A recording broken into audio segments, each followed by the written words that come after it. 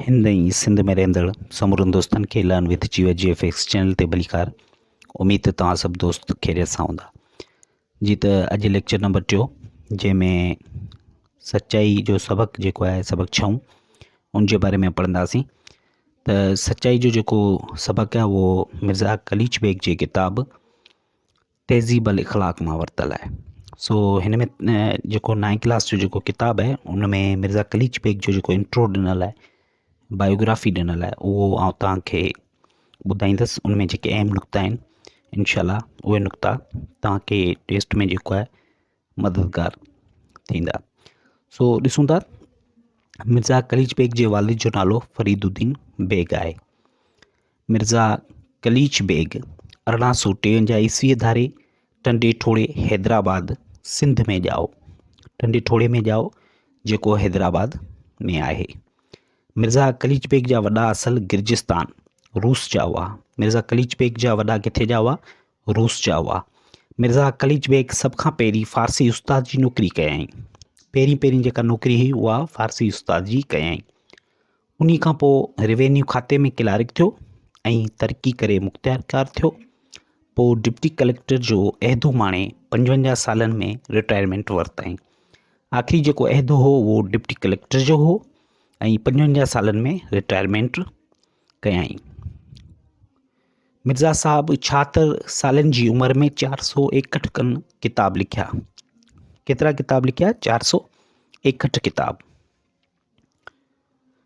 मिर्ज़ा कलीच bag साहब खे अदबी कमनि सबबि अंग्रेज़ सरकार पारां खेसि शम्सुल उलमा जो एज़ाज़ मिलियो।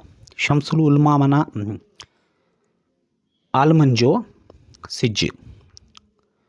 मिर्ज़ा कलीच बेग सिंधी, उर्दू, फ़ारसी, अंग्रेज़ी, बलोची ऐं ॿियनि ॿोलियुनि में पिणु किताब लिखिया ऐं तर्जुमा बि कया हुआ।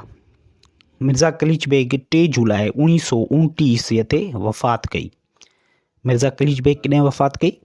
3 जुलाई 1929 ईस्वी ते वफ़ात कई। संदसि मज़ार बुलंदशाह मुक़ाम टंडे ठोड़े हैदराबाद में आहे। मिर्ज़ा कलीच बेग जी मज़ार जेका आहे उहा किथे आहे? बुलंदशाह मुक़ाम में आहे ऐं उहो टंडे ठोड़े में आहे। 9th क्लास जो जेको सबक़ आहे सचाई, सबक़ 6 तहज़ीब ऐं इख़लाक़ तां वरितल आहे। सचाई जेको सबक़ इन में ॾिनल आहे सिंधी 9th क्लास में, उहो जेको सबक़ आहे सचाई उहो तहज़ीब ऐं इख़लाक़ तां वरितल आहे।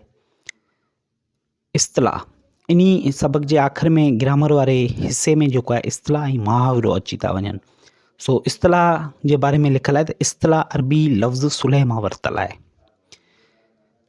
लफ़्ज़नि जी अहिड़ी सूरत जंहिंजी माना या मुराद लुग़वी लिहाज़ खां हटी करे समाजी हुजे। मतिलबु त उनमें सिर्फ़ु लफ़्ज़ी या लुग़वी जेका माना आहे उहा न हुजे, बल्कि उनमें समाजी माना बि हुजे, त उनखे असीं चवंदासीं त हीअ इस्तिलाह आहे। मिसाल तौरु उभ फाड़णु माना ॿटा कुआणु। हाणे हिन में तव्हां ॾिठो हूंदो उभ फाड़णु, हाणे आसमान त कंहिंखां फाड़बो ई न, त इन जी जेका लुग़वी माना आहे उहा त ठहंदी ई कोन। पर इहो छा समाजी माना ॾींदो? ॿटाकूं पियो हणे, बाबा हिन त उभ फाड़ी छॾियो आहे, माना हीअ त वॾियूं ॿटाकूं पियो हणे, हामूं पियो हणे। सो हाणे ॾिसूं था मुहावरो। त मुहावरो छा आहे? लफ़्ज़नि जी अहिड़ी फैली सूरत जंहिंमें लुग़वी या सिधी सही माना हुजे त उनखे मुहावरो सॾिबो आहे। हाणे इस्तिलाह ऐं मुहावरे में तव्हांखे ख़बर पइजी वई हूंदी त कहिड़ो फ़र्क़ु आहे। इस्तिलाह माना जेको समाजी माना ॾेखारे ऐं मुहावरो माना जेका लुग़वी माना ई ॾेखारे, सिधी सही माना ॾेखारे, त उनखे असीं मुहावरो चवंदासीं। जीअं मिठिड़ो ॻाल्हाइणु, मिठिड़ो ॻाल्हाइणु मीन्स सुठो ॻाल्हाइणु, बहितरीनु ॻाल्हाइणु, प्यार सां ॻाल्हाइणु, त इन्हनि खे असीं चवंदासीं मुहावरो। अॼु सिंधी 9th क्लास जो सबक़ 6 पूरो थियो। इंशाल्लाह सुभाणे सबक़ 7 सां गॾु हाज़िर थींदासीं। तेसीं ताईं पंहिंजे दोस्त जीवत कुमार खे इजाज़त ॾींदा। सिंध सलामत, साथ सलामत।